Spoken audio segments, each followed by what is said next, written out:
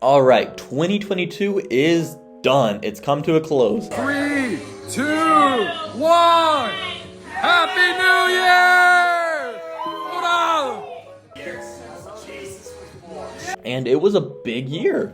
I got back into filmmaking on YouTube. I tried to revitalize the channel. I met a lot of new people. I went to New York. OMG, can't forget your bag. Never, never, never. Never, never, never. That was fun, and a lot of really good TV shows and movies came out. And I'm gonna talk about them here today. So, strap in. We're gonna talk about it. TV party tonight! TV party tonight! Okay, so for TV shows, let's start off with animation.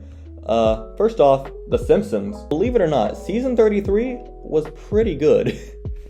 And season 34, from what I've seen of it so far, is also pretty good. It's not classic Simpsons level of good, but it's good, don't get me wrong.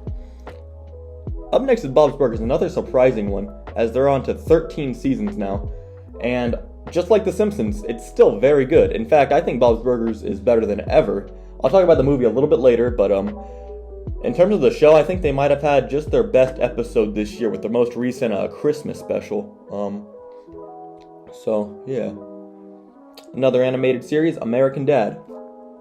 Again, it is shocking how good American Dad still is. Like, it has consistency unlike any other cartoon series. That is on season 19 and still pumping out good ones. Alright, Family Guy. Family Guy, it's a different show from what it started out as. I think of Family Guy in eras. Right now it's in the, the nice era? It's just, I don't know. The well-written era? Like, the plots in the shows are actually, like, structured now, which is kind of strange, but, Family Guy, it's not great, but it has good episodes every now and then. Especially, there's one that got memed on quite a bit where Lois is screaming, and, that, I think, is a great entry into the series. Family Guy's still good. Okay, up next, Slippin' Jimmy. Slippin' Jimmy, the less said the better. We got South Park. South Park had its 25th season and 2 Paramount specials this year. And it's South Park, it's hit or miss. And when it hits, it's really funny. When it misses, it's not. Unfortunately, I didn't really like the Paramount specials that much. So those are 2 hour-long misses in a row. But season 25, it was okay. I would say I think it had 6 episodes. I think probably 4 episodes were really good, and then maybe 2 of them were but it's whatever. It's South Park. Alright, Solar Opposites. Justin Roiland has had some things come out about him, but I watched these earlier this year. I'm not, let's just talk about it. Okay, so Solar Opposites. Season 3 was good. I've never loved Solar Opposites, but I've always found it very interesting. It's not as good as Rick and Morty. It's not trying to be, though. It's trying to be its own thing, and that I appreciate quite a bit. But, it's about the same quality it always has, but if you like the previous 2 seasons of Solar Opposites, season 3 is just as good. Rick and Morty. This season has been more consistent than the last 2. The last 2 have had some pretty bad, stinky episodes. But season 6 they were all fine episodes. None of them were really great, but there was no straight up bad ones. But, I don't know, I feel like I prefer this, season 5, which had, 4, doo-doo, doggy shit episodes. But 6 really good episodes also, so I feel like I prefer something like that rather than, just boring, they're all pretty good episodes. Alright, The Poloni Show. This was an hour-long special on Hulu and featured a bunch of guest animators. I watched it at a Halloween party, and I thought it was a ton of fun. I might watch it this coming Halloween, maybe not, I don't know, but it was fun, it was good. A lot of variety, I'll say that. Alright, last for American animation, we got Smiling Friends. Came out last January, so a year now, but still 2022. This show is hilarious, great animation. I've been following it since the pilot. I think Adult Swim has something really special here, and I look forward to seeing season 2. I also saw the 3rd and final season of J.G. Quintel's Close Enough, his follow-up to regular show. and it's good. It was good. I'm sad that it's the last season, but it was a good season. So, yeah. Spy Family, that was an anime that I started. I did not finish it, but from what I saw, it was very cute. It was very wholesome, very nice. But it didn't blow my socks off, so I didn't finish the first part of season 1. I didn't start part 2 of season 1 either, so it's okay. Mob Psycho 100. This I also have not finished. It's good from what I've seen so far, pretty good. All right, Attack on Titan season 4 part 2. It's fine. It's still very good, but very dark now. It's very just depressing and has maybe some problematic elements to it. And I'm not enjoying it as much as I used to, but I'll certainly finish this series when it comes to an end. All right, next up we have Stranger Things 4, Stranger Things season 4. I only liked one of the 3 major storylines from this season. Stranger Things season 4 is fine. It's all right, but I do have problems with it, and they're not minor problems either.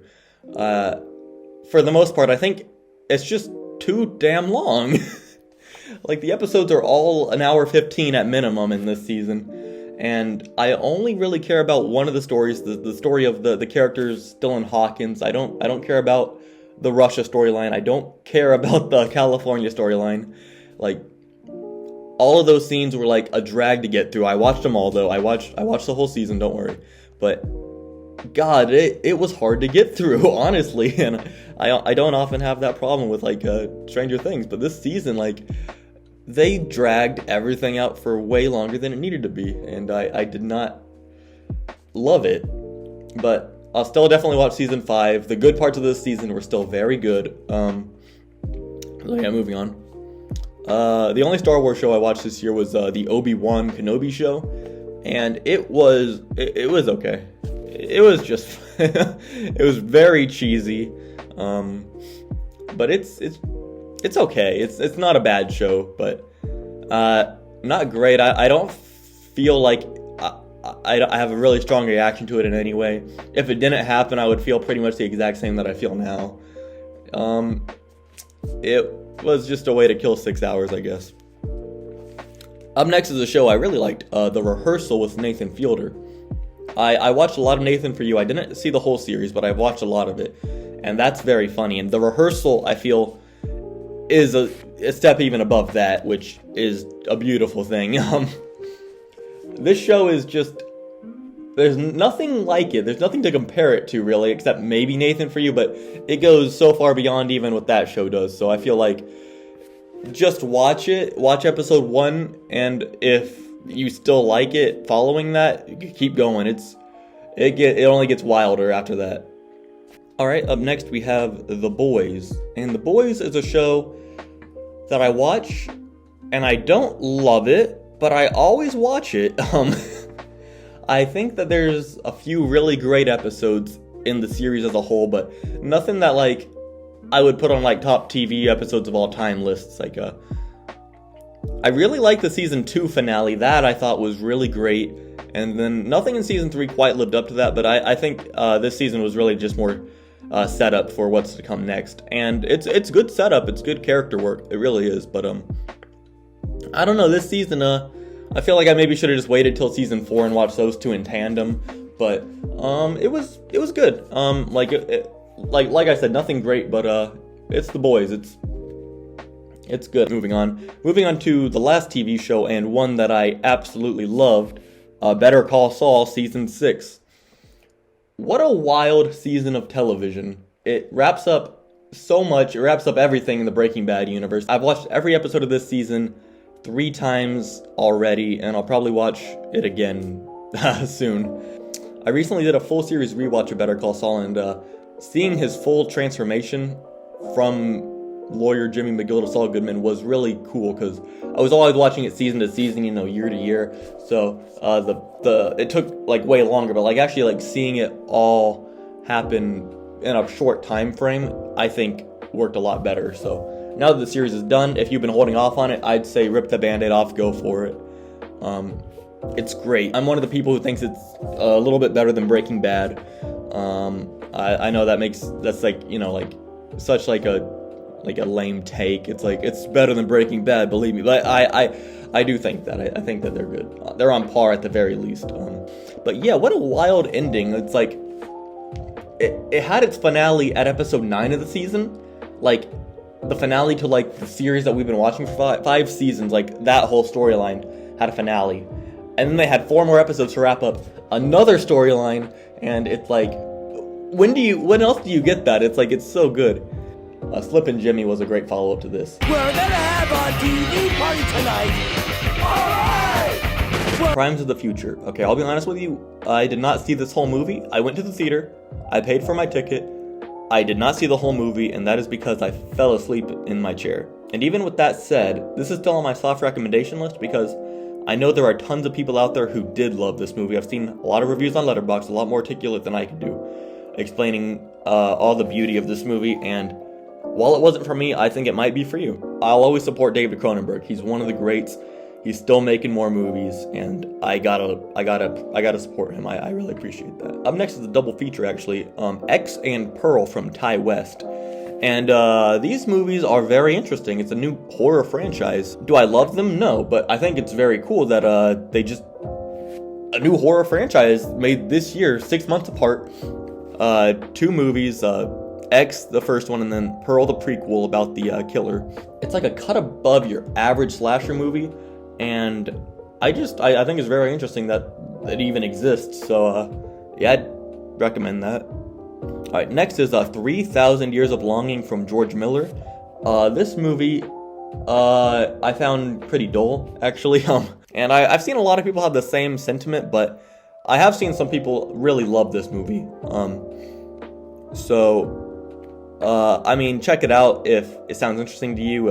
It's about a djinn, like a genie, and Tilda Swinton hanging out. So, I mean, it's, check it out if it sounds cool to you.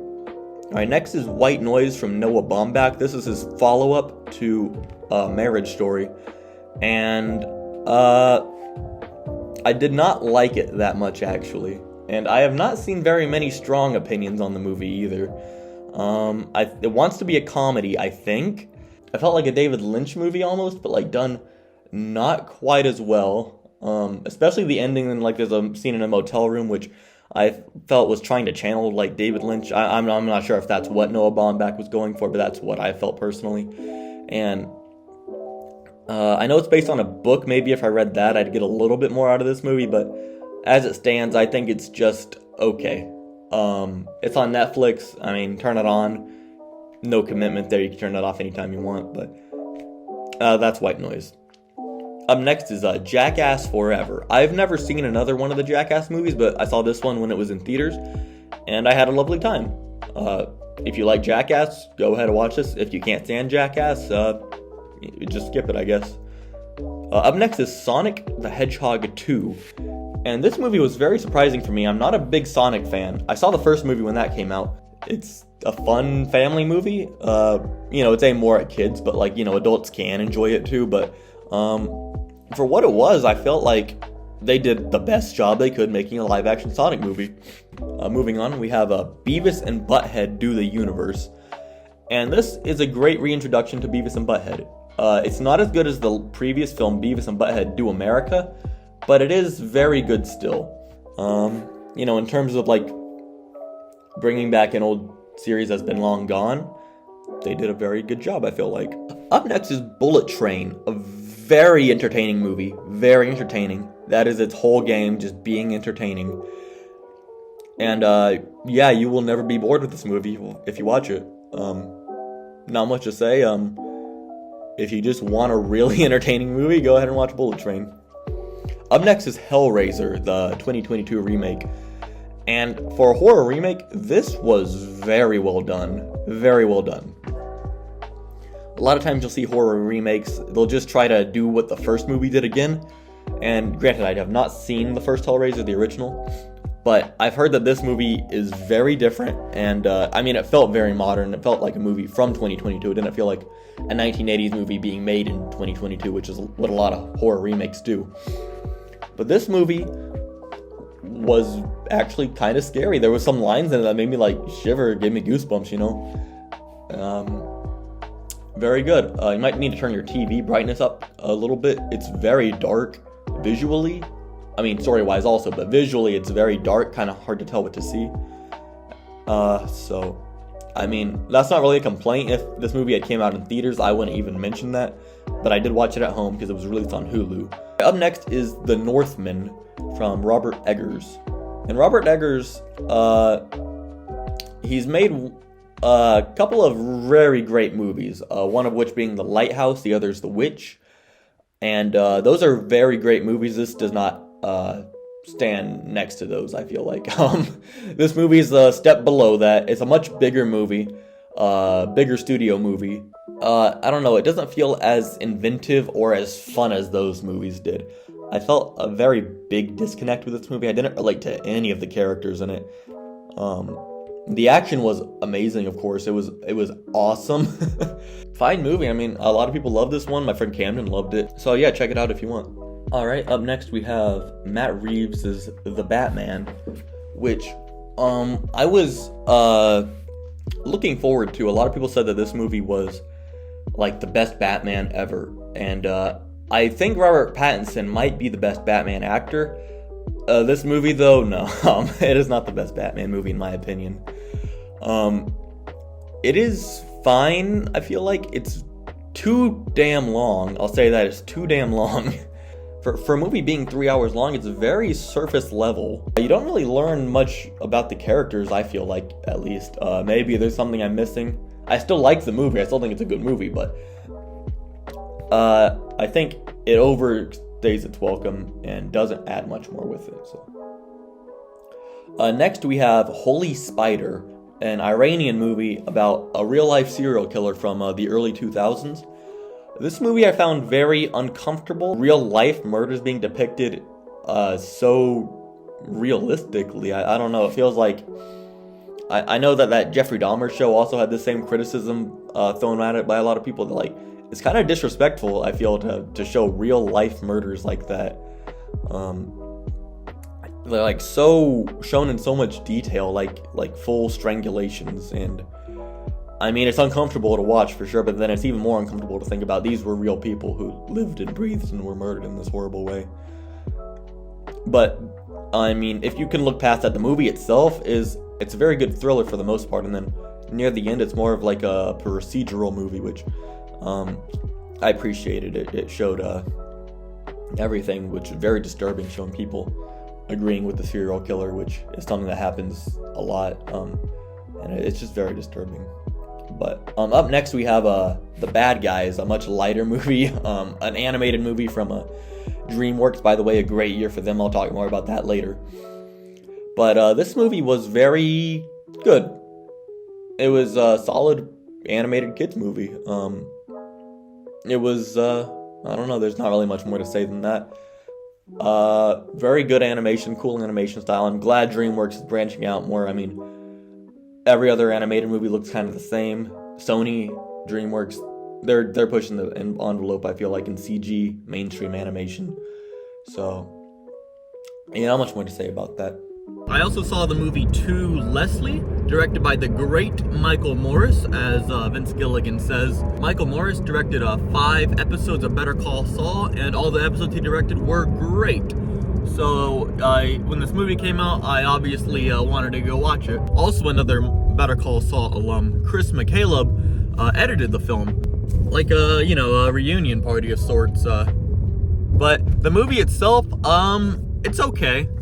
Have you ever seen the movie Wild Heart? With like Jeff Bridges, I believe. It reminded me a lot of that, or just, I guess, any movie that's about alcoholism or something. Westworld, if you will. I don't know. Up next we have Men. I don't know. It's very dreadful, and it builds up to a very metaphorical ending that a lot of people in my theater did not appreciate. I didn't even see this on a crowded day. There was only like 4 other people in the theater, but I mean, a couple of those people, they were like talking about it, and I could hear like, wow, they were not into that. But I mean, I like this movie. It's not your run-of-the-mill like horror movie. It's very experimental. There's a lot of really kind of disturbing effects in it, and they're done very well. They look very real, and I mean, it's a fine watch. It's a fine watch. Okay, up next we have Turning Red from Pixar Animation, and this movie was very cute. It was very light, very easy to watch. Very fine movie. Like I was talking about the bad guys, it had like this like different type of animation style, like different character designs at least in it that you wouldn't usually see in a Pixar movie, and that I really appreciated. It's and the topics it talks about are like very mature, but something that you wouldn't see in a Pixar movie either, which I mean an older Pixar movie at least, but I really appreciated it. I thought it was very well done for what it was. Alright, up next we have Tar. And people are going to be mad at me for putting it this low on the list. This movie was very big this year. Very big. A lot of people in film circles love this movie. And for good reason. I think it's well done. Everything is well done in the movie. Everything's done well. There's a lot of nuance. But I, myself, personally wasn't into it. I felt like the subject matter was very... not dry, but I felt like there's a big disconnect. It's about a very rich lady. It's a fall from grace story, and I know this is not the most nuanced review. I did enjoy the movie. It's still on the list. Me personally, it was all right. I would watch it again. Honestly, I would sit down and watch it again. I would give it a second chance. I haven't yet, but maybe someday I will. Maybe it'll be in the top 10. Who knows? Up next, we have Wendell and Wild, the first Henry Selick movie since Coraline. And wow, oh wow, this movie was overstuffed. There's like no less than like 6 main like storylines with like 10 main characters. And man, I love movies like that actually. I love movies that like have so much to say but so little time to say it, and they say fuck it, let's just say everything we want to say anyway. And on top of that, the animation is great. And I really enjoyed it. I thought it was a very good movie. All right, up next we have Bodies, Bodies, Bodies, a very fun horror movie. I wouldn't even really classify it as horror. This movie, it's good. I don't think I'd watch it again actually. But I don't think I'd watch it again. It's very I don't know, kind of surface level with all the characters, but it was an entertaining watch to say the least. Up next, we have the Al Yankovic story. And as a big Weird Al fan, I really got a kick out of this. I don't think it's particularly great, but I did like it quite a bit. I thought it was very funny. I like the very, very true nature of the history, that they showed everything that really happened. I really liked that. And, I mean, yeah, it's Weird Al. If you like Weird Al, definitely watch it. If not, I'd say still recommend it. It's a fun parody of biopics. So, not really much more to say from me. Last night I watched All Quiet on the Western Front, which is of course based on the famous novel. It's the 3rd film adaptation of said novel, and it was very good. I thought it was very good. I've not read the book nor seen the other 2 adaptations, but this was a very well done war movie, or anti-war movie I should say. It does not depict the war as just or right. And that's my favorite type of thing to see in a war movie. Up next we have Glass Onion, a Knives Out mystery, which I thought was okay, not great, but okay. Like I said, it does not stand up to the first Knives Out. I don't think it's trying to. It's not a direct sequel. The only character who remains is Daniel Craig's Benoit Blanc. But this movie, I felt, I don't know, it didn't have the same like drive, the same punch that the first movie did. Like the first one, I actually believe that the first movie is going to go down as a classic in years to come. I don't know, the characters, I don't know. The only real character I really liked was the main 2, which one's Daniel Craig, the other would be a spoiler for me to say. So, but yeah, Daniel Craig, he was great in it. He was hilarious, I thought. But the movie as a whole, though, I don't think was amazing. But if you like the first one and you want more, this is not bad. I'd say give this one a watch, yeah. I just got out of seeing Skinamarink in the theater, and I gotta say, it is very surprising and even a little shocking to see a movie like that get a wide release. I counted 4 different people walking out of the theater during this movie, and I'm surprised that it wasn't more. I didn't love the movie, and I think it would have been pretty good if it were a short film. I think that the movie being feature length did not help. Watch this movie if it looks interesting to you. If not, I mean, you're not really missing much if you skip it. Hey, Future Lance here, and I just wanted to say, past Lance, while I agree with some of the things he says about Skinamarink, I do actually think I got a lot out of this movie, as it's a week later since I've seen it, and I still am thinking about it quite a bit. I still think it's overlong. I still think a lot of the shots in it don't really add much, but the core of it has stuck with me. It stuck with me a lot, and I've been thinking about it a lot, and it's actually a very effective horror movie. I'm actually has some of the scariest moments, in my opinion, that I've seen in recent years. So, hey, I guess the movie worked. Okay, back to you. Maybe just search for, like, you know, ending explained or something like that. It's a creepypasta, pretty much, just a very atmospheric creepypasta that's an hour and 40 minutes. So, it was something. All right, up next we have Bardo, False Chronicle of a Handful of Truths. This is the first movie from Alejandro Gonzalez Iñárritu since The Revenant, all the way back in 2015. So first movie in 7 years, and it's visually stunning, just like his other movies. There's so much in this movie. It's so disconnected from reality. It's very much metaphorical, and in fact, it reminds me a lot of Federico Fellini's 8½, which is a great movie. And I felt like this movie was trying to channel that into it, because it's very similar. It's about a journalist. That movie was about a filmmaker. A lot of very symbolic imagery, just like that movie. But I don't feel like it has the same cohesion as that movie, if that makes sense. But this movie, I still think is very good. Very good. Very much worth a rewatch. I might do that soon, actually. But very good movie.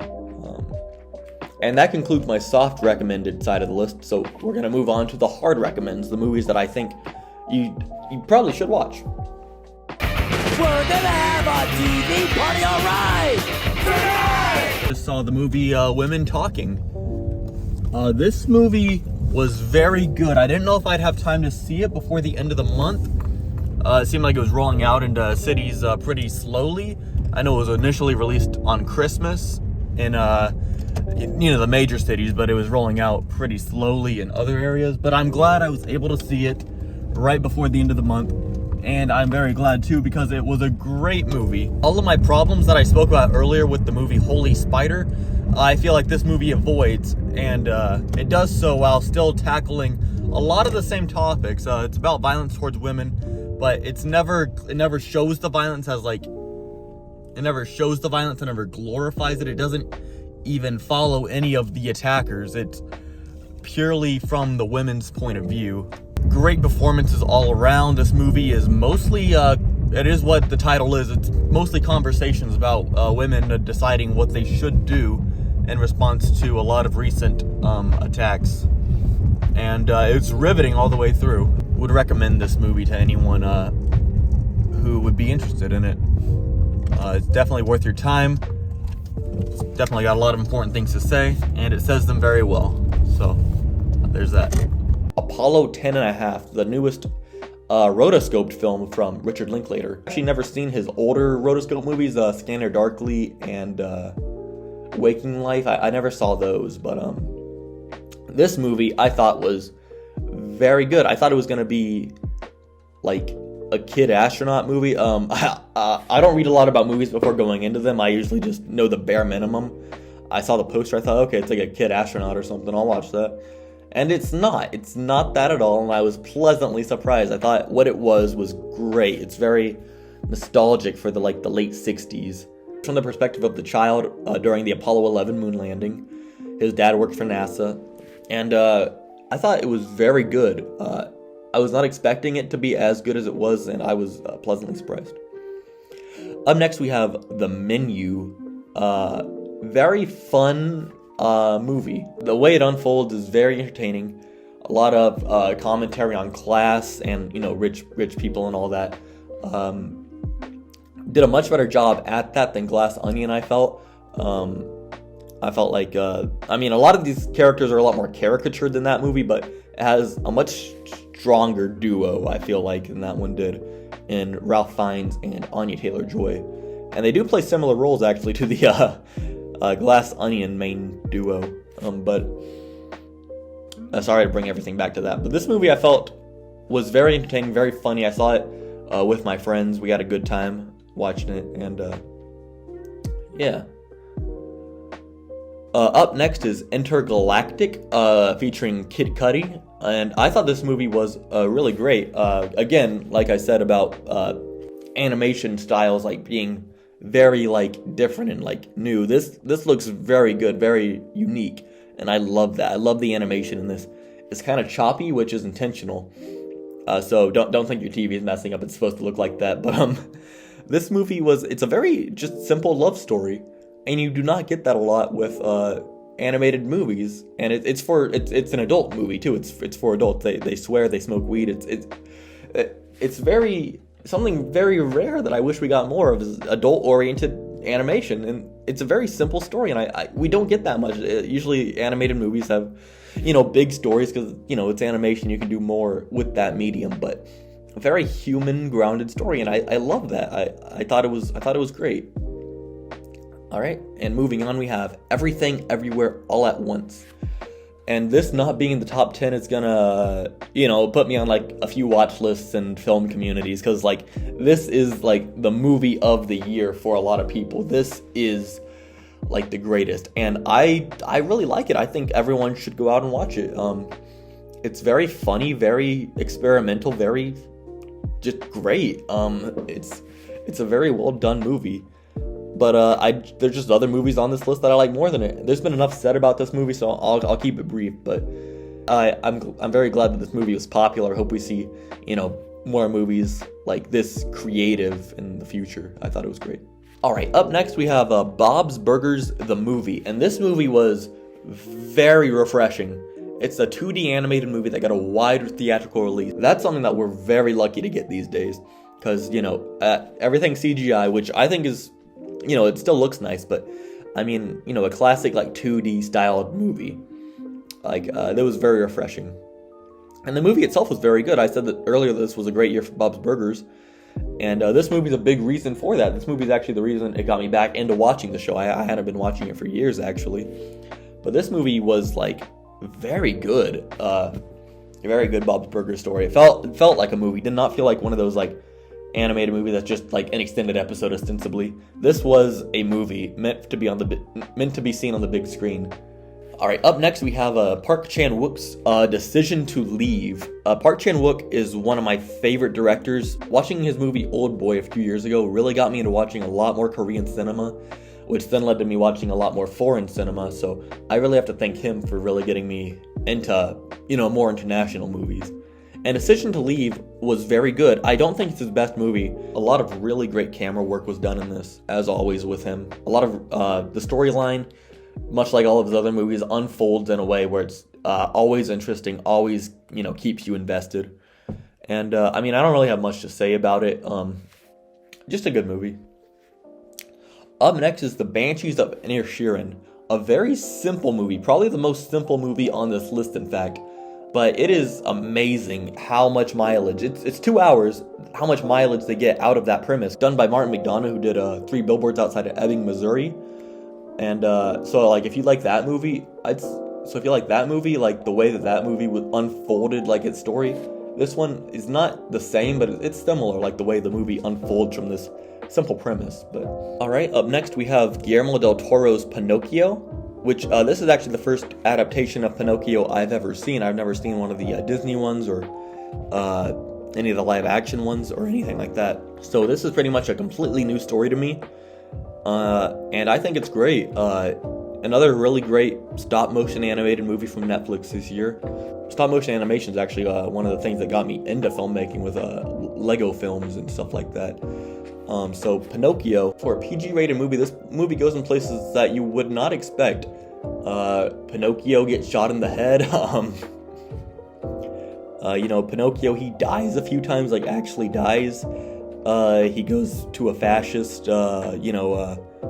military camp. It's very, very out there, but I think everything works really well. It takes place in Italy under Mussolini's reign, and one of my favorite scenes, spoilers, very light spoilers, but he tells Mussolini to eat shit, which I think is awesome. I think more kids' movies should say fuck fascists. I think that's an awesome message. But this movie is great. It's very sad. It actually will make you kind of existential if you do watch it, which I recommend you do. Up next we have The Whale, Darren Aronofsky's The Whale, starring Brendan Fraser. And piggybacking off what I said about the last movie, this is depressing. And I actually really like that this movie, it shows like compassion for an eating disorder, which in a lot of other movies is shown to be, a comedic thing. But this movie is like, no, this is debilitating. This is very difficult for him to go through. And I really like what this movie has to say about, religion and the way that we use it in society. And I was not expecting any of that going in, but it made me want to manage my relationships better. Actually, this movie did. But yeah, this was a very good movie. I would recommend it. Up next, we have a movie called Broker from Japanese director Hirokazu Korida. I hope I'm pronouncing that correctly. He's directed 2 other movies I've seen, one being Shoplifters, the other being Nobody Knows. He's a very prolific Japanese director. He's done a lot of other movies. And this movie, just like the other 2 I've seen, are very good. And it actually features a completely Korean cast. Most notably, Song Kang-ho, who was in the movie Parasite. He was the father of the poor family. And this movie, wow, I've never seen a story like this. So one of my favorite tropes in fiction is actually found family. Something like Guardians of the Galaxy, for an example. Like a bunch of people just coming together and like friends being family. And this is that, but during a road trip. And I think it's very wholesome, very cute, and the ending itself I thought was very bittersweet, very nice though. Up next we have Avatar: The Way of Water, and this movie I recommend very highly, but only if you see it in IMAX 3D. Because if you don't see it in that way, I don't feel like the movie would be very good, if I'm being honest. It's a very simple plot, but not in a good way like the other movies I was talking about. It's a very simple plot, but in a way where it's very predictable, very, nothing really new happening, but the visuals of this movie carry it so hard.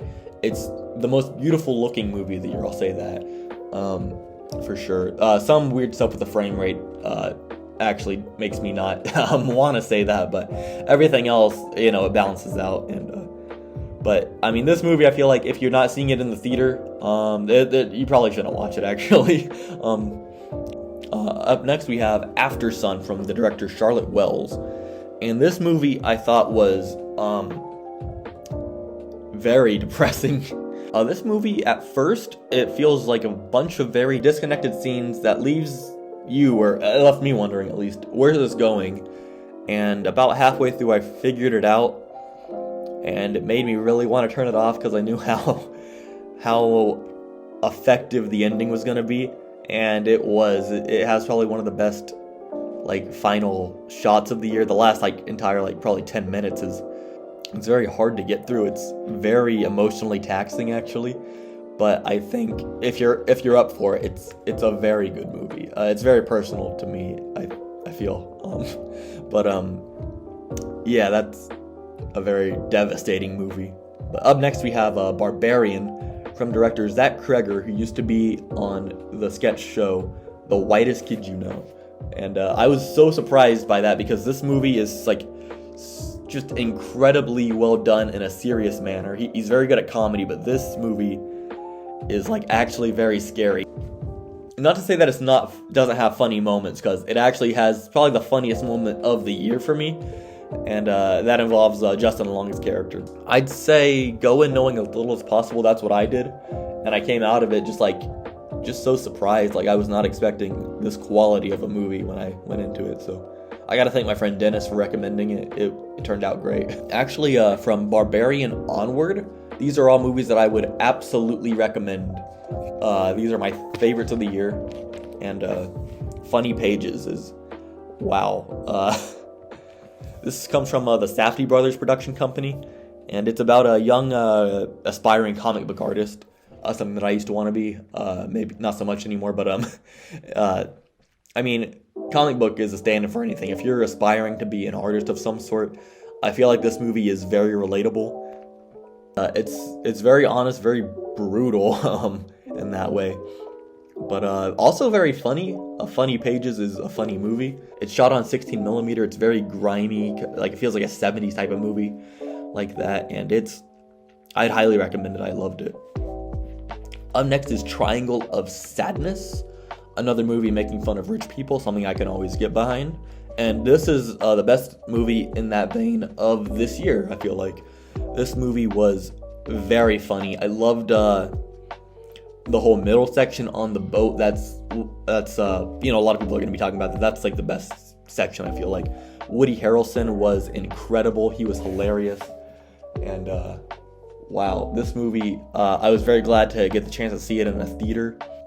I felt like what it was saying was it was done in a way that I hadn't seen before in a movie. There's been a lot of movies like that have been take down to like rich people and like just like that whole culture of, you know, excess.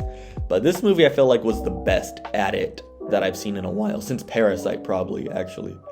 And yeah, it's a farce kind of. It's a comedy. It's great. The ending maybe left a little bit to be desired, but that's fine. I can work with that. Up next is Nope from Jordan Peele, and I loved Nope.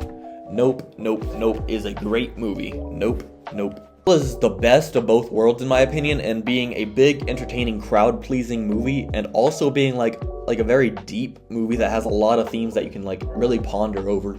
Honestly, this is my favorite Jordan Peele movie. I really loved just everything about it. The performances were great. Daniel Kaluuya, Keke Palmer, just incredible. I don't know the guy's name, but he had a really deep voice. That guy was great. Also another movie about art and like how like brutal it is to do it, but you don't need to like think about the themes just to have a good time. But the themes are there and they are very interesting. Up next is Luca Guadagnino's Bones and All, and Luca Guadagnino is one of my favorite directors. He directed my favorite horror movie of all time, Suspiria, 2018, the remake.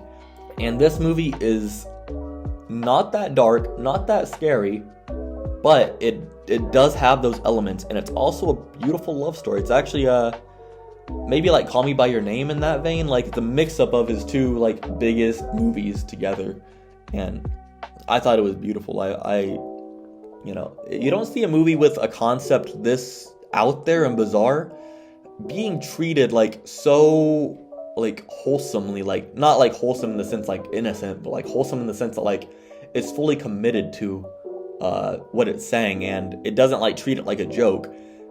I appreciate that. I think that's beautiful. Up next we have Puss in Boots, The Last Wish from DreamWorks Animation. Like I was saying earlier, they're having fun with animation styles. I'm glad that this breaks away from the mold of like the Shrek movie. Oh my god! This is a completely different animation style from the rest of the movies in the Shrek franchise, and it's all the better for that. Not just the animation style, but the story itself was very mature also. I've been seeing that more recently. A lot of very mature stories are being told in animated movies that like are for families, safe for kids and parents too. And I think that it's great. It's about death. It's about Puss in Boots facing death, and I thought it was very, very beautiful, actually. And yeah, this is a great movie. I did not expect it to be number 3 on my end of the year list, but here we are. Alright, and up next, my top 2 movies of the year kind of go hand in hand. It's like yin and yang how they fit. So we have The Fabelmans and Babylon. 2 movies about movies. And one of them shows like the more magical side of it, the more like optimistic side, and the other side shows like the trash side of it. And one of them has like a more romanticized view of filmmaking, and the other one has very down to earth, more like, no, this is the real world. This is like how movies do get made.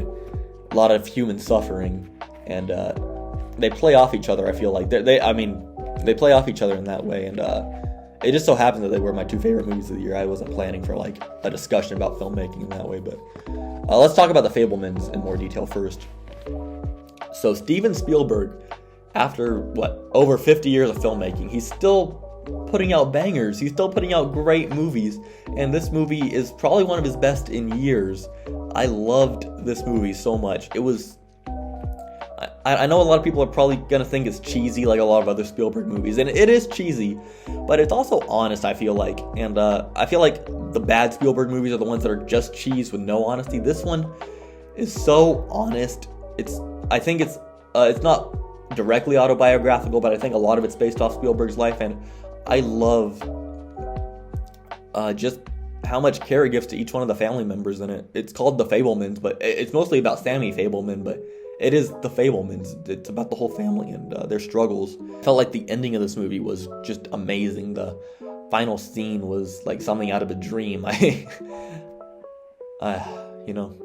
Okay. And Babylon, my number 1 of the year. Wow, this movie was entertaining. I know I've been saying that about a lot of other movies, and some of the movies even I said were entertaining without much substance. But this one, it has substance to back it up. It is 3 hours long, and it absolutely earns that runtime. There's not a dull moment in this movie.